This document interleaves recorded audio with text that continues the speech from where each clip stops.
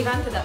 فانا عايزه اقول لكم قصه الشوز دي وتجيبيها منين. اوكي، دي شوز اللي انتوا كنتوا سالتوني عنها. اوكي، الشوز دي هقول لكم قصتها. شفتها في شهر يناير في محل كده في سيتي ستارز، كان بيبيعها ب1000 وشويه حاجه كده، وكان اسمه غريب حتى المحل ده. المهم دخلت للراجل وكده قلت له ب1000 وشويه. طيب خلاص هبقى اجيلك تاني. وانا بقى ايه ماشيه وعيني في الشوز. فالمهم بعدها ب3 شهور ولا حاجه شفتها في برشكا، بس اللون الكحلي او الازرق، الكحلي تقريبا كان كحلي. هي نفس الشوز بس كعب عريض شويه، كان ب 500.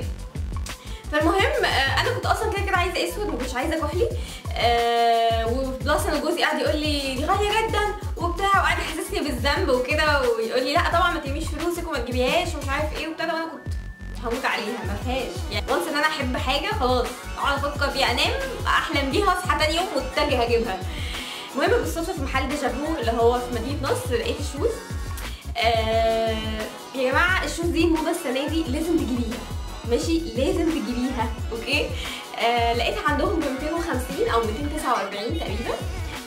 فالمهم دخلت للراجل وكده قلت له بص انا عايزه الشوز دي وكده. فالمهم على حظي ما لقيتش مقاسي. فالمهم قلت له طب ممكن تشوفي فرع المعادي وكده، فكان الفرع المعادي قال لي لا خلاص ما يعني مش موجود مقاسك وكده، والدنيا يعني سودة في وشي. فالمهم قلت له خلاص اوكي. بعد ب5 ايام رحت فرع المعادي في لحظه يائسه، قلت يعني هخش وخلاص هتفرج. فالمهم دخلت الراجل قلت له على فكره انا عجباني الشوز دي ومفيش منها مقاسي انا عارفه يعني.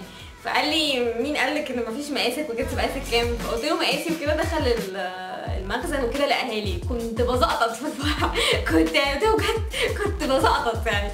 فالمهم جبتها في الاخر. الشوز دي موضه جدا، بالذات الكعب العريض منها.